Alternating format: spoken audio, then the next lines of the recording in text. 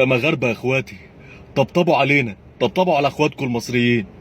واحد طالع يقول هم اللي بنوا القاهرة في الجزائر، هم اللي بنوا القاهرة الجزائريين، بيقول الجزائريين بنوا القاهرة.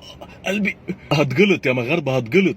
اللي كان بيحصل فيكم بيحصل فينا يا مغاربة. ده لسه من كام يوم واحد بيقول ان هم احتلوا مصر من 120 سنة، اللي هم اصلا ما كانوش موجودين وقتها. وقبلها بفترة واحد قالك هم اللي بنوا الاهرامات.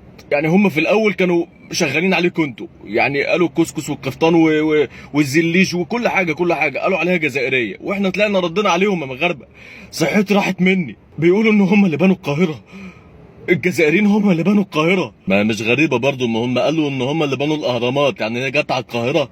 ده ياسين بونو اللي بيلعب في منتخب المغرب قالوا عليه ان هو جزائري. انا حاسس ان انا دايخ يا مغاربة، انا حاسس ان انا دايخ. لا احنا لازم اتحاد كبير قوي بيننا وبين المغاربة الفترة الجاية دي.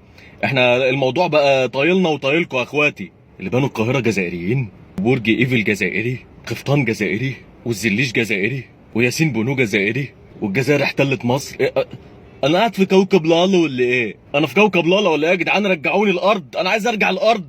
رجعوني نزلوني على المغرب او مصر، انا عايز ارجع الارض. انا حاسس ان انا تهت في عالم الكواكب. كوكب لالا، لنا الله في كوكب لالا.